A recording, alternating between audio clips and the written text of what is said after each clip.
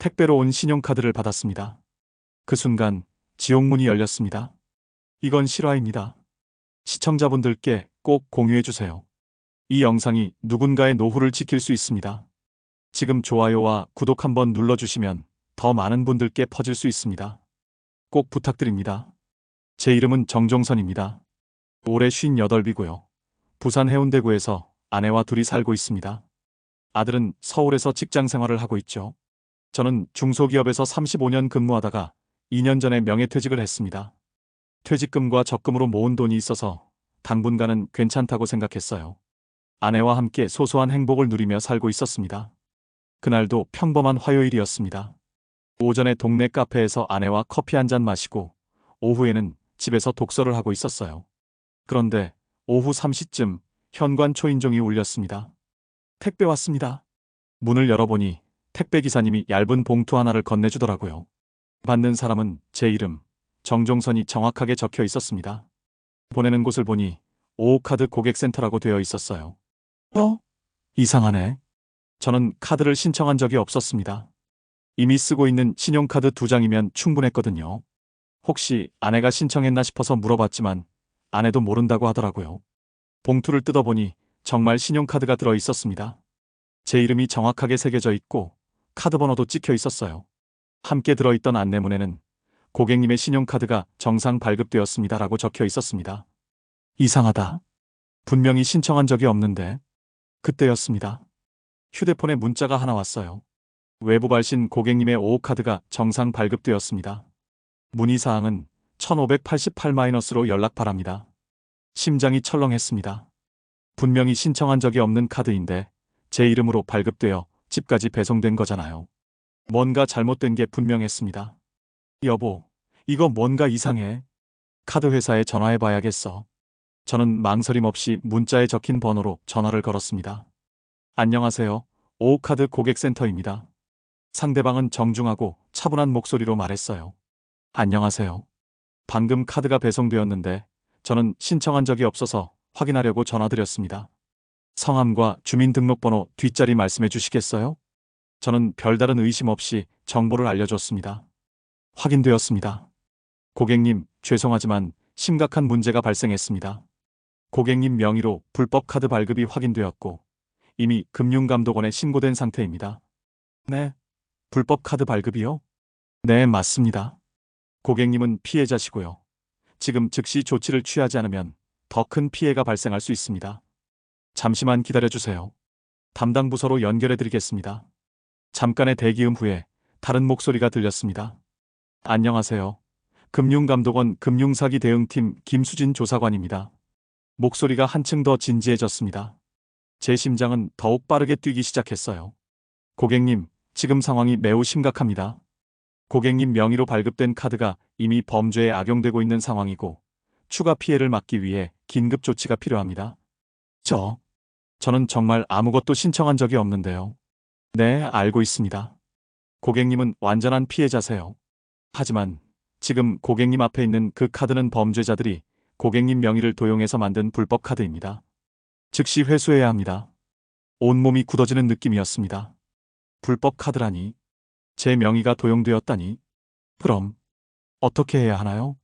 지금 즉시 저희 보안팀을 파견하겠습니다. 고객님 댁으로 직접 방문해서 불법 카드를 회수하고 추가 보안 조치를 취하겠습니다. 30분 내로 도착할 예정이니 그때까지 절대로 그 카드를 사용하거나 다른 곳에 알리지 마세요. 네, 알겠습니다. 참고로 저희 보안팀원은 신분증을 소지하고 있으니까 확인하시고 협조해 주시면 됩니다. 고객님을 보호하기 위한 조치니까 안심하세요. 전화를 끊고 나서 아내에게 상황을 설명했습니다. 아내도 놀란 표정으로 어떻게 이런 일이? 하며 걱정했어요. 금융감독원에서 보안팀을 보낸다고 하니까 일단 기다려보자. 정확히 25분 후 현관 초인종이 울렸습니다. 안녕하세요. 금융감독원 보안팀 안준범입니다. 카드 회수건으로 방문했습니다. 인터폰 화면을 보니 마스크를 쓴 남성이 정장 차림으로 서 있었어요. 손에는 서류 가방 같은 것을 들고 있었습니다. 문을 열자 그가 공손하게 인사를 하며 신분증을 보여줬습니다. 금융감독원 직원증이었는데 사진도 있고 이름도 안준범이라고 적혀 있었어요. 정종선 고객님이시죠? 불법 카드 회수를 위해 방문했습니다. 먼저 카드를 확인해 보겠습니다.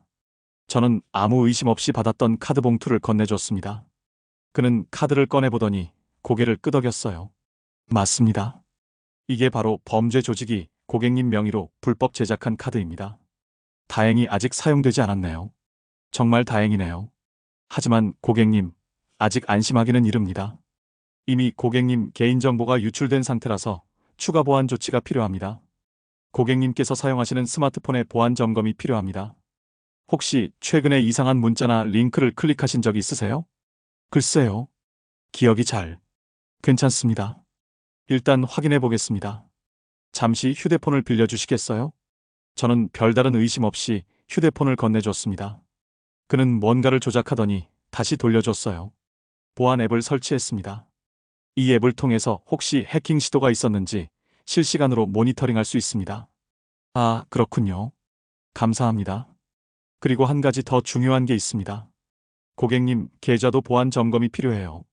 범죄자들이 이미 고객님 정보를 알고 있으니까 계좌까지 위험할 수 있거든요. 제 얼굴이 굳어졌습니다. 계좌까지 위험하다니. 그럼 어떻게 해야 하죠? 지금 즉시 은행 고객센터에 연결해서 보안 강화 조치를 신청하겠습니다. 고객님께서 직접 통화하시면 됩니다. 그가 자신의 휴대폰으로 어디론가 전화를 걸더니 저에게 건네줬어요. 고객님, 오은행 보안센터입니다. 또 다른 목소리였습니다. 이번에는 여성의 목소리였어요. 안녕하세요. 금융감독원에서 연락받고 대기하고 있었습니다. 고객님 계좌 보안 강화를 위해 몇 가지 확인이 필요합니다. 네, 말씀해 주세요. 먼저 고객님이 사용하시는 계좌번호를 확인해 주세요. 저는 평소 사용하던 주거래 은행 계좌번호를 말했습니다. 확인되었습니다. 그리고 보안 강화를 위해 OTP 인증이 필요한데요. 혹시 OTP 카드 가지고 계시나요? 네, 있습니다. 그럼 지금 OTP 번호를 생성해서 알려주시겠어요? 저는 OTP 카드를 눌러서 나온 6자리 숫자를 알려줬습니다. 감사합니다. 보안 설정이 완료되었습니다. 그런데 고객님, 한 가지 더 중요한 조치가 필요합니다. 뭔가요? 현재 고객님 계좌가 해킹 위험에 노출되어 있어서 임시로 안전계좌로 자금을 이동시켜야 합니다. 수사가 완료되면 다시 원래 계좌로 복구해 드릴게요. 그 순간 뭔가 이상하다는 생각이 들었습니다. 안전계좌로 돈을 옮긴다고? 잠깐요. 그게 정말 필요한 건가요? 옆에 있던 보안 팀원이 급하게 말했습니다. 고객님, 지금 1분 1초가 급합니다. 범죄자들이 실시간으로 고객님 계좌를 노리고 있어요. 지금 조치하지 않으면 모든 돈이 털릴 수 있습니다. 전화기 너머에서도 목소리가 들렸습니다. 고객님, 저희가 이런 일을 매일 처리하고 있습니다. 시간이 정말 중요해요. 5분만 늦어도 해커들이 먼저 침입할 수 있습니다. 그 순간 아내가 옆에서 불안한 표정으로 제 팔을 잡았어요. 하지만 저는 이미 상황에 완전히 휩쓸려 있었습니다. 알겠습니다. 어떻게 하면 되죠? 지금 인터넷 뱅킹으로 접속해서 안전계좌로 이체하시면 됩니다. 계좌번호 알려드릴게요. 저는 스마트폰으로 인터넷 뱅킹 앱에 접속했습니다. 손이 떨렸지만 모든 게 급하다고 하니까 서둘러야 한다고 생각했어요. 계좌번호는 352-입니다.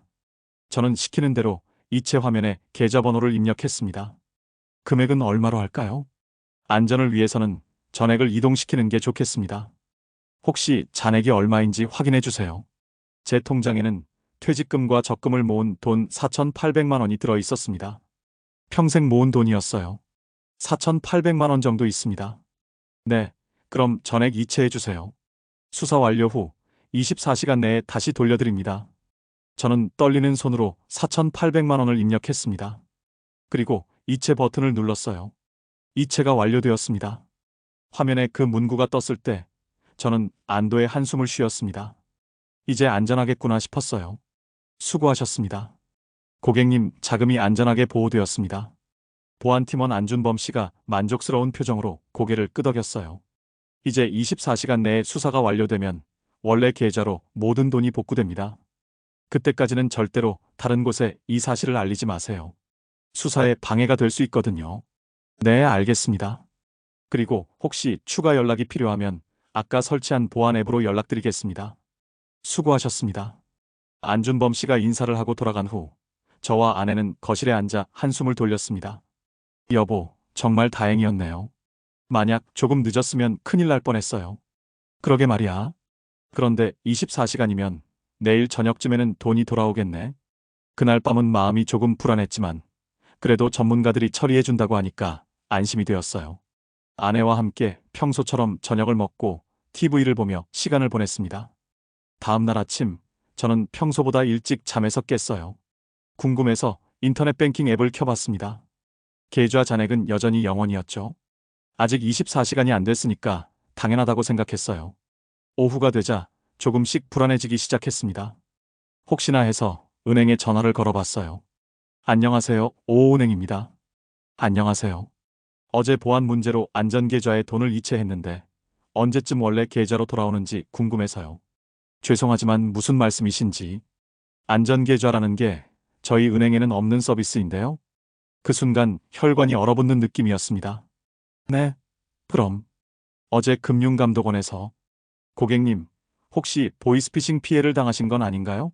금융감독원에서 고객에게 직접 연락해서 돈을 이체하라고 하는 경우는 절대 없습니다. 전화기를 든 손이 덜덜 떨렸습니다. 보이스피싱.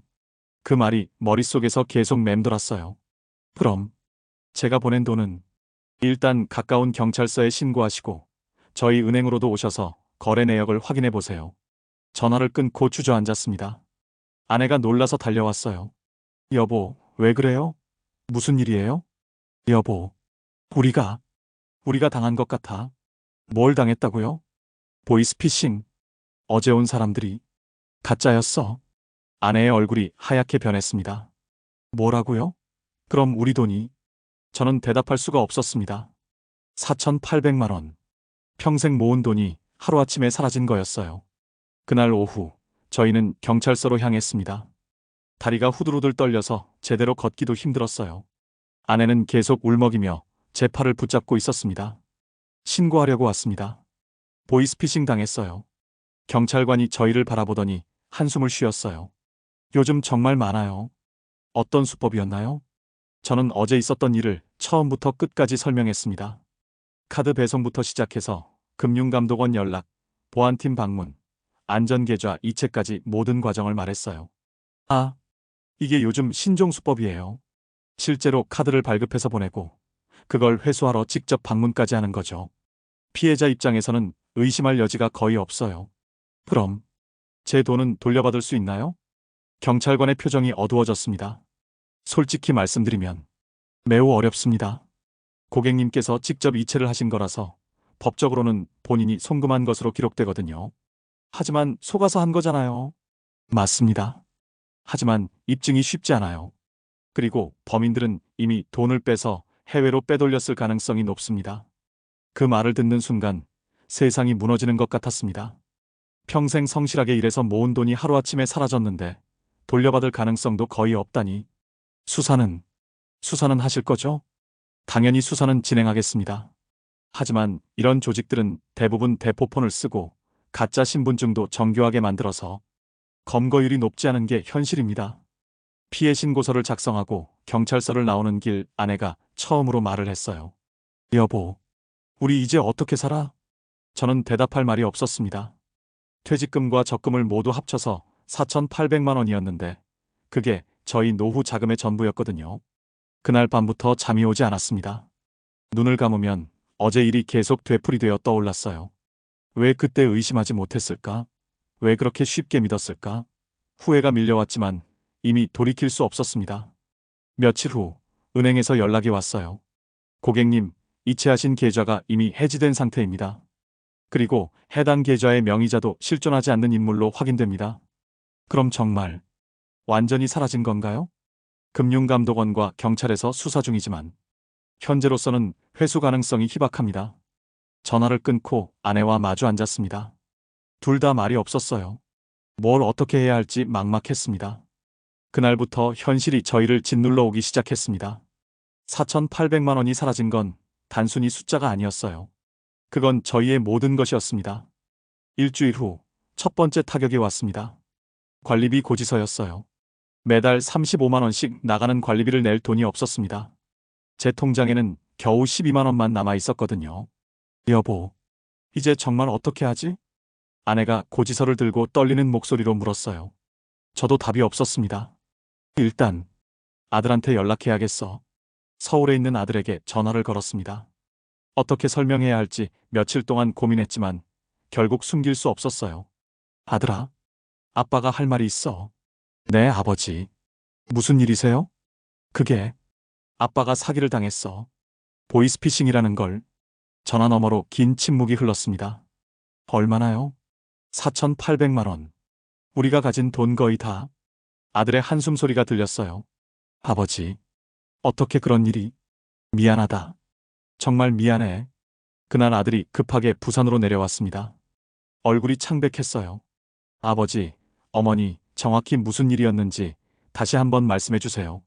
저는 다시 한번 그날의 일을 설명했습니다. 아들은 들으면서 계속 고개를 저었어요.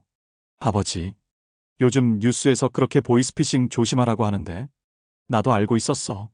하지만 그 순간에는 정말 진짜 같았어. 이제 어떻게 하실 거예요? 당장 생활비도. 아들이 지갑을 꺼내더니 현금 50만 원을 테이블에 놓았어요. 일단 이걸로 당장 필요한 거 해결하시고 제가 매달 조금씩 도와드릴게요. 고마웠지만 동시에 너무 미안했습니다. 아들도 서울에서 전세 살면서 애쓰고 있는데 부모가 짐이 되어버린 거였어요.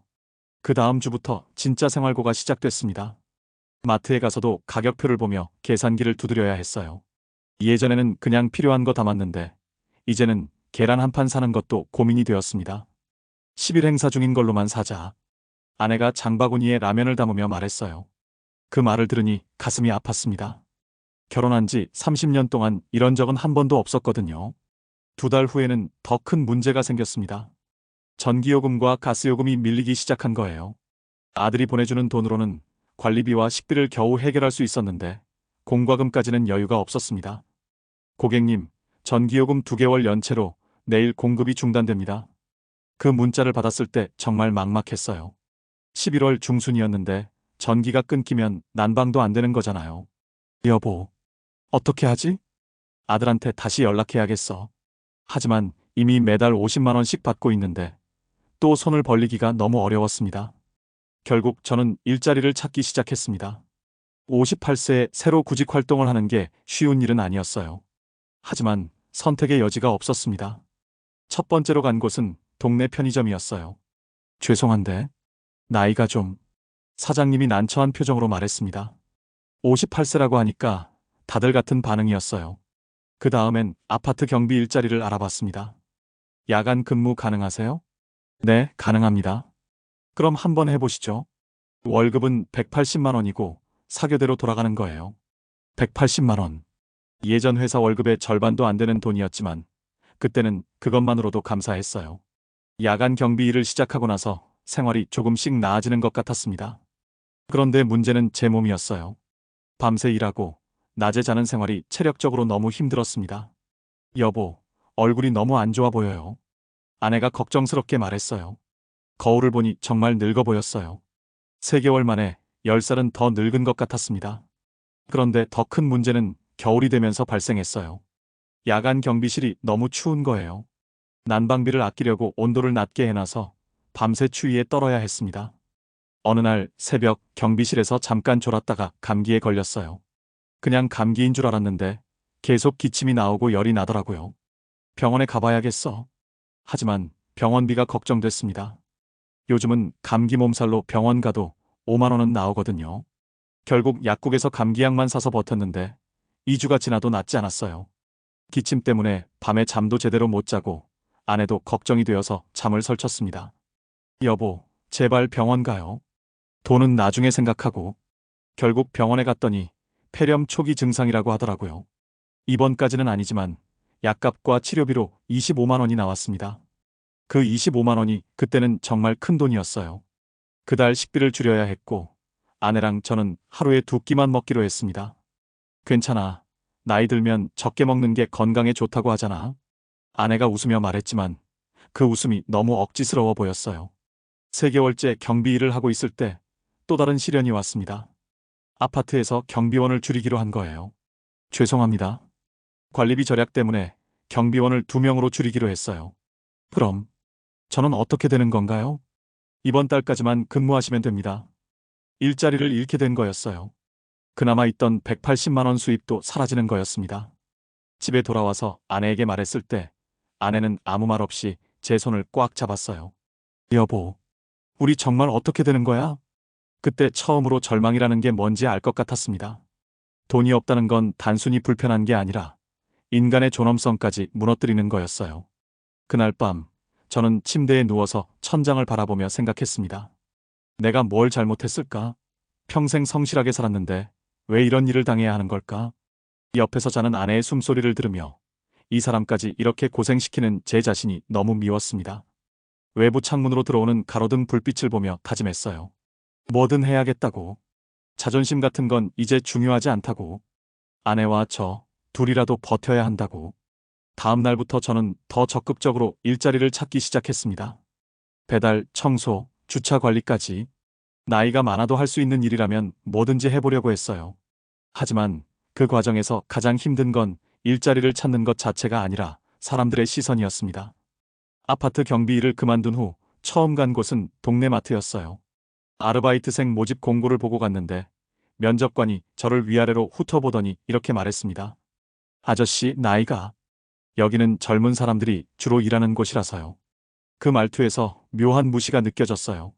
아저씨라는 호칭, 그리고 젊은 사람들이라는 표현에서 저를 이미 쓸모없는 사람으로 보고 있다는 게 느껴졌습니다.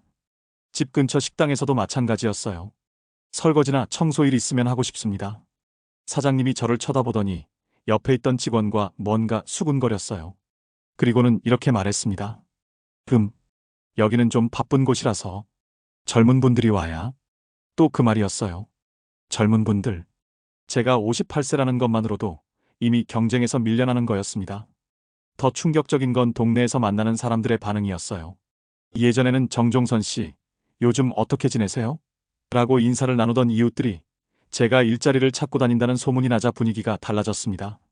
아, 정종선 씨, 요즘 힘드시죠? 동정 어린 눈빛으로 바라보는 거예요. 그 시선이 너무 불편했습니다. 마치 제가 불쌍한 사람이 된 것 같았어요. 어느 날 아파트 엘리베이터에서 같은 층에 사는 김씨댁 아주머니를 만났습니다. 어머, 정종선 씨, 요즘 배달 일 하신다면서요? 아, 네. 그때 저는 치킨 배달 일을 시작한 상태였어요. 오토바이로 배달하는 일이었는데 하루에 8시간씩 일해서 7만 원 정도 벌 수 있었습니다. 힘드시겠어요? 그 나이에 오토바이까지. 그 말을 들으며 가슴이 쓰라렸어요. 그 나이에라는 표현이 계속 귀에 맴돌았습니다. 더 견디기 힘든 건 아내가 받는 시선이었어요. 아내가 시장에 갔다가 돌아와서 이런 말을 했어요. 여보, 김씨 내가 그러는데 우리가 사기당했다는 소문이 동네에 다 퍼졌대요. 뭐라고 하던? 보이스피싱에 당했다면서. 요즘 나이 드신 분들이 그런 거에 잘 당한다면서.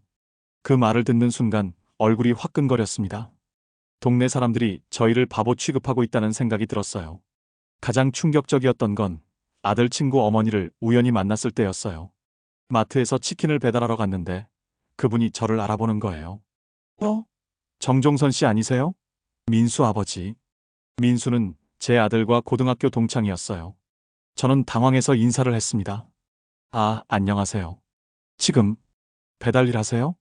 그분의 눈빛에는 놀라움과 함께 약간의 우월감 같은 게 섞여 있었어요. 네, 그렇습니다. 아, 그러시구나. 요즘 힘드시겠어요. 그 후로 그분은 저를 볼 때마다 동정어린 눈빛으로 바라봤어요. 마치 저 사람 참 안 됐다는 표정이었습니다. 그런 시선들 때문에 점점 사람들을 피하게 되었어요. 배달 일을 할 때도 아는 사람을 만날까봐 두려웠습니다. 헬멧을 깊이 눌러 쓰고 가능하면 얼굴을 가리려고 했어요. 어느 날은 제가 다니던 회사 후배를 우연히 만났습니다. 신호등에서 대기하고 있는데 옆차에서 누군가 저를 쳐다보더라고요. 정종선 선배님? 창문을 내리고 인사를 했는데 그 후배의 표정이 복잡했어요. 지금 배달 일 하세요? 응, 그렇다. 아, 그러시구나. 그 후배는 더 이상 말을 하지 않았어요. 신호가 바뀌자 급하게 차를 몰고 가더라고요. 아마 저와 더 오래 얘기하기 싫었던 것 같아요. 그 일 이후로 저는 예전 직장 동료들을 만나는 게 더욱 부담스러워졌습니다. 그들은 여전히 안정적인 직장에 다니거나 편안한 은퇴 생활을 하고 있을 텐데 저만 이렇게 배달 일을 하고 있으니까요. 아내도 마찬가지였어요. 예전에 같이 모임을 했던 아줌마들과 만나기 어려워했습니다. 여보, 오늘 개모임 있는 날인데. 안 가면 안 돼? 벌써 2번 빠졌는데. 그런데 가면 또 사기당한 얘기만 할 것 같아서. 아내도 사람들 앞에 나서기 부끄러워하게 된 거예요. 보이스피싱 당했다는 사실이 마치 우리가 무능하고 바보 같다는 증거처럼 여겨지는 것 같았습니다. 한 번은 은행에 갔는데 창구 직원이 저를 보더니 이렇게 말했어요. 고객님, 그때 보이스피싱 당하신 분 아니세요? 주변에 있던 다른 고객들이 모두 저를 쳐다봤어요. 그 순간 얼굴이 붉어지면서 숨고 싶었습니다. 그때 신문에도 나왔잖아요. 카드 배송받고 속은. 제가 사기당한 사건이 신문에 실렸었는데 그걸 기억하는 사람이 있었던 거예요. 저는 서둘러 업무를 마치고 은행을 나왔습니다. 그날 집에 돌아와서 아내에게 말했어요.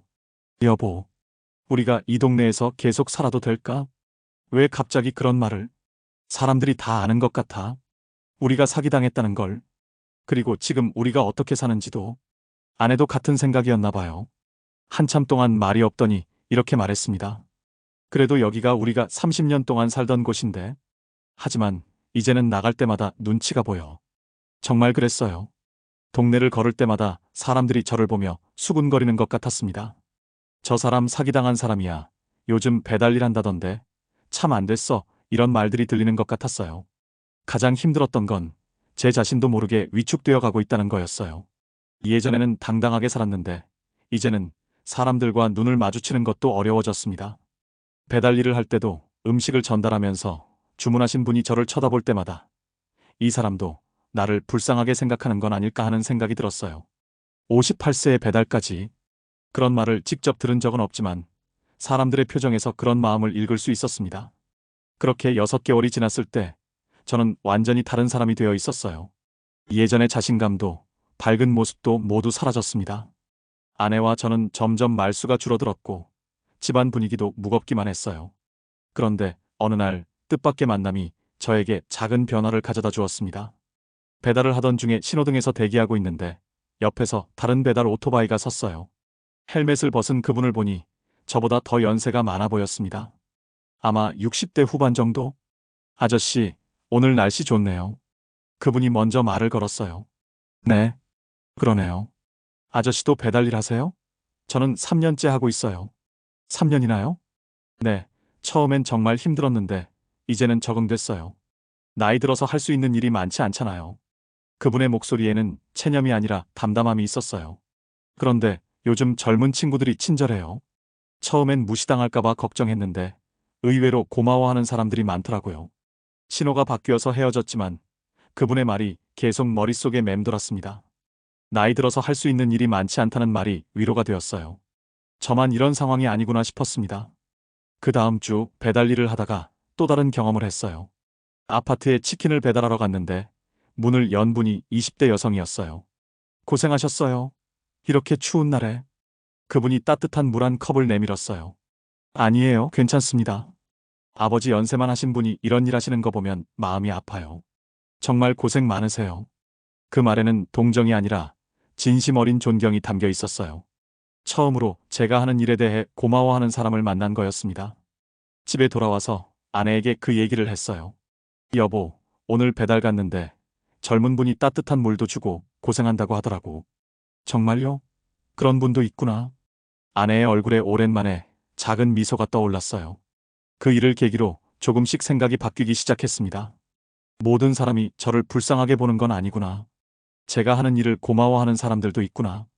한 달 후 더 큰 변화가 있었습니다. 단골로 배달을 가던 식당 사장님이 저에게 이런 제안을 했어요. 아저씨, 우리 가게에서 홀서빙 일 해보실래요? 네. 서빙이요? 네. 배달보다는 덜 힘들고 실내에서 일하니까 더 좋을 것 같은데요. 월급은 배달일보다 조금 더 드릴 수 있어요. 저는 깜짝 놀랐어요. 누군가 저에게 더 좋은 조건의 일을 제안하다니. 하지만 제가 나이가 많아서.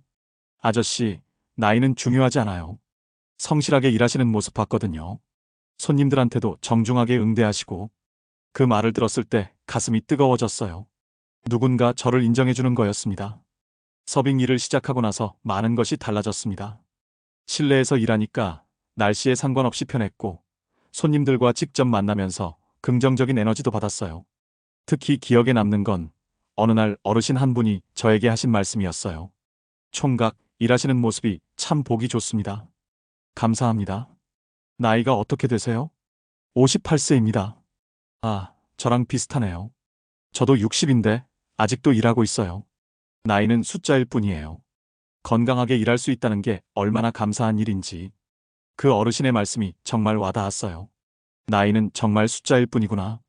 건강하게 일할 수 있다는 것 자체가 감사한 일이구나. 서빙 일을 시작한 지 3개월이 지났을 때 더 놀라운 일이 있었습니다. 식당 사장님이 저를 불러서 이렇게 말씀하시는 거예요.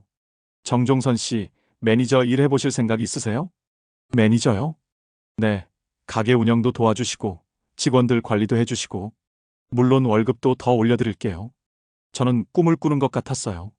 6개월 전까지만 해도 아무도 저를 필요로 하지 않는다고 생각했는데 이제는 매니저 제안까지 받게 된 거였습니다. 하지만 제가 할 수 있을까요? 아저씨, 그동안 일하시는 모습 봤잖아요. 성실하시고 손님들한테도 친절하시고 다른 직원들한테도 좋은 영향 주시고 충분히 하실 수 있어요. 그날 집에 돌아가서 아내에게 그 소식을 전했을 때 아내가 눈물을 흘렸어요. 여보, 정말 다행이에요. 드디어 좋은 일이 생겼네요. 아내도 그동안 얼마나 힘들었는지 알 수 있었어요. 매니저 일을 시작하면서 제 삶이 완전히 달라졌습니다. 일에서 보람을 느끼기 시작했고 다른 사람들로부터 존중받는 느낌도 들었어요. 특히 젊은 직원들이 저에게 일에 대해 물어보고 조언을 구할 때면 정말 뿌듯했습니다. 매니저님, 이 손님이 컴플레인을 하시는데 어떻게 처리하면 좋을까요? 일단 진심으로 사과부터 하고 손님 입장에서 생각해보자. 35년간 회사 생활에서 쌓은 경험이 도움이 되는 순간이었어요. 제가 가진 것이 아무것도 없다고 생각했는데 그동안 쌓아온 경험과 지혜가 있었던 거죠. 6개월 후에는 더욱 놀라운 일이 있었습니다. 다른 지점을 새로 오픈하는데 거기 매니저로 가달라는 제안을 받은 거예요. 정종선 매니저님이 계시면 새 지점도 잘 될 것 같아요. 정말 제가 해도 될까요? 물론이죠. 이제 매니저님 없으면 저희도 곤란해요. 그 말을 들었을 때 정말 감격스러웠어요. 없으면 곤란하다는 말. 제가 필요한 사람이라는 뜻이었거든요. 새 지점 매니저가 되고 나서 월급도 많이 올랐어요. 예전 회사 월급만큼은 안 되지만 그래도 충분히 생활할 수 있을 정도가 되었습니다. 그런데 더 중요한 건 돈이 아니라 자존감이었어요. 다시 당당하게 살 수 있게 된 거였죠. 어느 날 동네에서 예전에 저를 동정어린 눈으로 바라보던 김씨댁 아주머니를 만났어요. 어머, 정종선 씨. 요즘 식당 매니저 하신다면서요? 네, 그렇습니다. 대단하세요. 그 나이에 새로운 일 시작해서 성공하시다니. 이번에는 동정이 아니라 존경의 눈빛이었어요. 힘들었을 텐데 정말 대단해요. 그 말을 들으며 가슴이 뭉클했습니다. 사람들의 시선이 이렇게 달라질 수 있구나. 그날 밤 아내와 저는 오랜만에 마음 편하게 대화를 나눴어요. 여보, 이제 정말 다시 살 것 같아. 그러게 말이야. 그때는 정말 절망적이었는데. 그런데 생각해보니까 그 일이 있었기 때문에 지금의 우리가 있는 것 같아. 무슨 말이야? 보이스피싱 당하지 않았으면 계속 집에만 있었을 텐데 이렇게 새로운 일도 시작하고 새로운 사람들도 만나고 어떻게 보면 전화위복인 것 같아. 아내 말이 맞았어요. 물론 4,800만 원을 잃은 건 여전히 아프지만 그 일을 통해 제가 얼마나 강한 사람인지 그리고 아직도 사회에서 필요한 사람인지 알게 된 거였습니다. 이제는 보이스피싱 당한 것에 대해 부끄러워하지 않습니다. 오히려 그 경험을 다른 사람들과 나누며 같은 피해를 당하지 않도록 도와주고 있어요. 식당에 오시는 어르신들께 제 경험을 얘기해드리면서 이런 전화 오면 절대 믿지 마세요라고 조언해드리고 있습니다. 매니저님 덕분에 정말 도움이 됐어요. 저도 비슷한 전화 받았었는데 끊었어요. 그런 말을 들을 때마다 제 경험이 헛되지 않았구나 싶어서 뿌듯합니다. 지금 저는 새로운 꿈을 꾸고 있어요. 언젠가는 제 식당을 차려보고 싶다는 꿈. 나이가 많다고 포기할 이유는 없잖아요. 지금 저희 부부는 안정된 생활을 하고 있습니다. 새 지점 매니저로 일한 지 1년이 넘었고 월급도 안정적으로 받고 있어요. 예전만큼은 아니지만 충분히 행복하게 살고 있습니다. 아침에 일어나서 아내와 함께 커피 한 잔 마시며 하루를 시작하는 일상이 다시 돌아왔어요. 그때는 당연하다고 생각했던 평범한 일상이 지금은 얼마나 소중한지 매일 느끼고 있습니다. 여보, 오늘 날씨 참 좋네요. 그러게 말이야. 이런 날씨에 일할 수 있다는 게 참 감사해. 매일 아침 이런 대화를 나누면서 하루를 시작해요. 예전에는 이런 말을 하지 않았는데, 이제는 작은 것에도 감사함을 느끼게 되었습니다. 식당에서 일하는 것도 정말 즐거워요. 젊은 직원들이 저를 매니저님이라고 부르며 존경해주고 손님들도 저를 반겨주세요. 매니저님, 오늘도 수고 많으세요. 단골 손님분들이 이렇게 인사해 주실 때마다 가슴이 따뜻해집니다. 특히 며칠 전에 있었던 일이 기억에 남아요. 식당에 20대 커플이 왔는데 계산하면서 이런 말을 하더라고요. 매니저님, 저희 부모님도 매니저님 나이 정도인데 아직도 이렇게 열심히 일하시는 모습 보니까 정말 존경스러워요. 우리도 나중에 저렇게 나이 들어서도 건강하게 일할 수 있으면 좋겠어요. 그 말을 들으니까 제가 젊은 사람들에게 좋은 모습으로 비춰지고 있다는 걸 느꼈어요. 보이스피싱 당했을 때는 세상이 저를 필요로 하지 않는다고 생각했는데 지금은 오히려 누군가에게 희망이 되고 있다는 게 신기해요. 매달 급여날이 되면 아내와 함께 통장을 확인해요. 예전만큼 큰 돈은 아니지만 그 돈이 정말 소중하게 느껴져요. 여보, 이번 달도 월급 잘 들어왔네. 고생한 보람이 있어. 통장에 찍힌 월급을 보면서 이런 대화를 나눠요. 돈의 소중함을 이렇게 깊이 느껴본 적은 없었어요. 요즘은 작은 것에도 행복함을 느껴요. 주말에 아내와 함께 근처 공원을 산책하는 것, 마트에서 할인 상품을 발견했을 때의 기쁨, 아들이 가끔 전화해서 안부를 묻는 것. 아버지, 요즘 어떠세요? 응, 좋다. 일도 재밌고, 사람들도 좋고, 다행이에요. 처음에는 정말 걱정했는데, 아들과 통화할 때도 이제는 당당해요. 예전에는 짐이 되는 것 같아서 미안했는데, 지금은 아들도 제가 잘 지내는 모습을 보고 안심하는 것 같아요. 지난주에는 아들이 부산에 내려와서 저희 식당을 구경하러 왔어요. 아버지가 여기서 매니저 하세요? 응, 어때? 대단하세요. 정말 멋있어요. 아들이 제가 일하는 모습을 보고 자랑스러워하는 것 같았어요. 그 모습을 보니까 정말 뿌듯했습니다. 식당 사장님도 저희 가족처럼 대해주세요. 정종선 매니저님 덕분에 가게가 정말 잘 되고 있어요. 감사합니다. 아니에요. 저야말로 이런 기회를 주셔서 감사하죠. 앞으로도 계속 함께 일해요. 매니저님 같은 분 만나기 쉽지 않거든요. 이런 말을 들을 때마다 정말 감사해요. 나이 많은 저를 이렇게 인정해 주시고, 요즘 저희 부부의 소소한 낙은 매주 토요일 저녁에 함께 장을 보는 거예요. 예전에는 돈 걱정 없이 샀는데 지금은 가격을 비교하면서 사지만 그 과정이 오히려 재미있어요. 여보, 이거 저번보다 500원 싸네. 정말? 그럼 이걸로 사자. 이런 작은 절약의 즐거움도 있고 집에 돌아와서 함께 요리하는 시간도 좋아요. 여보, 내가 만든 김치찌개 어때? 맛있어. 정말 맛있어. 단순한 대화지만 이런 평범한 일상이 얼마나 소중한지 모르겠어요. 저녁에는 소파에 앉아서 TV를 보면서 차 한 잔씩 마셔요. 보이스피싱 사기 뉴스가 나올 때마다 서로 바라보며 말해요. 우리도 저랬었지. 그래도 이제는 괜찮아. 응, 오히려 더 강해진 것 같아. 정말 그래요.